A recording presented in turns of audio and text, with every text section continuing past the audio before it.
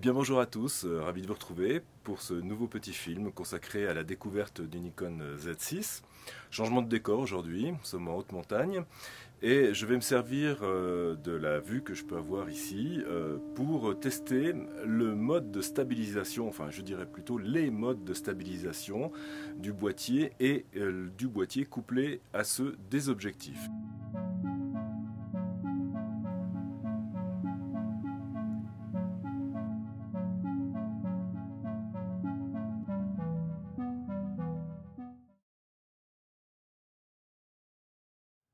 Bien, premier essai à 200 mm avec le 28-300 au 1/160e de seconde. L'ouverture est à 9, l'ISO à 100. Et là, pour l'instant, je suis donc simplement avec ce que peut faire le boîtier au niveau de la stabilisation interne. Et là, je n'ai pas accès à ce réglage-là. Et là, j'ai mis en route la stabilisation de l'optique. On voit qu'il y a vraiment une très grosse différence. Nikon ne précise pas exactement quel est le degré de compatibilité ou de coordination entre la stabilisation interne du boîtier et celle de l'optique, mais visiblement ça fonctionne très bien. Pour ce troisième essai, toujours le 28-300 à 200 mm, on n'a pas changé les autres réglages, j'ai juste rajouté la stabilisation électronique en plus de la stabilisation de l'optique et celle supposée du capteur. Voilà, pour ce nouvel essai, j'ai changé d'optique. Je suis passé avec le 70-200 de 8 VR2. Là, je suis sans la stabilisation de l'optique et sans la réduction de bruit électronique. Je suis toujours à 200 mm avec le 70-200 de 8 VR2. Et là, on voit que la stabilisation de l'optique apporte vraiment un grand confort dans la stabilité des images. Alors, une situation qui pourrait être qualifiée d'intermédiaire, toujours même chose, un même réglage du boîtier, toujours à 200 mm avec le 110-200 de 8 VR2. Et là, j'ai pas la stabilisation optique de l'optique. Par contre, j'ai bien mis la stabilisation VR électronique du boîtier. Et enfin, dernier test, donc là on met tout. Donc la stabilisation de l'optique et la stabilisation électronique VR du boîtier. Bien, on se retrouve toujours à 200 mm mais avec un autre objectif, le 200-500 5.6. Là, j'ai désactivé le mode VR électronique du boîtier ainsi que la stabilisation de l'optique. Bien, conditions identiques, toujours à 200 mm au 200-500 5.6. Et j'ai juste rajouté la stabilisation électronique du boîtier. Bien, toujours à 200 mm au 200-500 5.6. Et là, j'ai rajouté la stabilisation de l'optique couplée à celle du boîtier. On voit que, une fois de plus, l'efficacité est redoutable, c'est tout à fait exploitable. Bien, quelque chose qu'on ne fait que très très rarement, pour ainsi dire jamais, à 500 mm à main levée. Donc j'ai désactivé la stabilisation de l'optique. J'ai non plus pas de stabilisation VR électronique du boîtier. Ça tremblote dans tous les sens. Même opération à 500 mm avec la stabilisation de l'optique. Je dois avouer que je suis assez surpris. C'est pas parfait, mais on peut ramener des images. Pour cette nouvelle prise de vue, j'ai donc rajouté à la stabilisation de l'optique le VR électronique du boîtier. J'ai parfois des sensations un petit peu curieuses dans le viseur, comme si l'image se décalait vers le haut ou le bas, ou latéralement.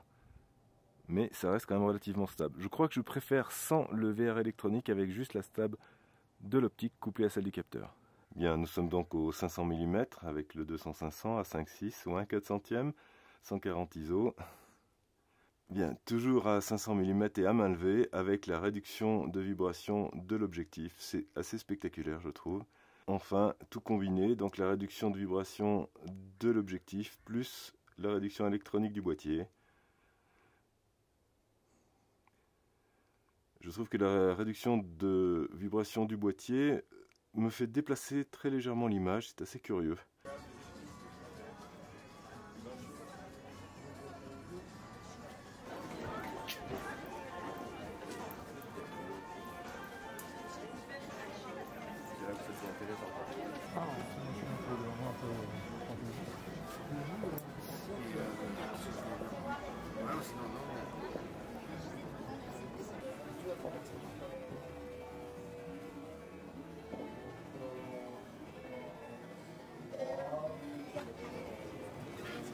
Bien, pour ce dernier essai, nous utilisons un 24 mm PCE à 1/30 de seconde, ouverture est à 6,7, le ISO 1250.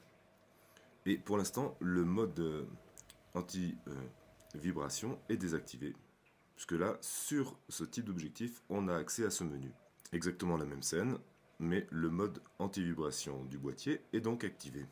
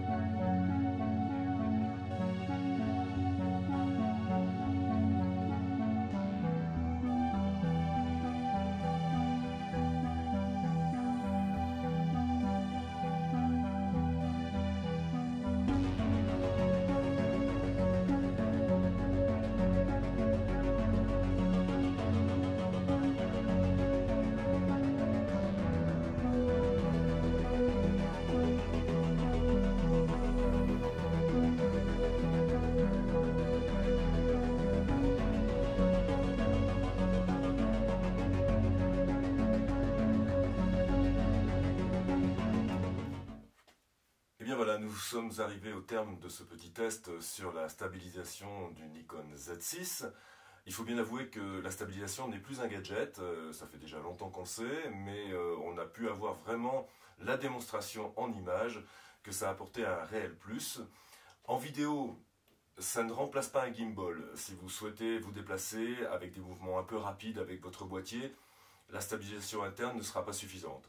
Par contre, sur tous les plans fixes, elle amène vraiment une belle fluidité, un beau rendu, et c'est vraiment un plus important. En photo, c'est peut-être encore plus remarquable. On a la possibilité, avec le Z6 comme le Z7 d'ailleurs, d'utiliser des objectifs qui ne sont pas stabilisés par eux-mêmes. Et ceux qui le sont, on a une combinaison un petit peu secrète, il faut bien l'avouer, entre la stable du capteur et la stable de l'optique. Ça fonctionne.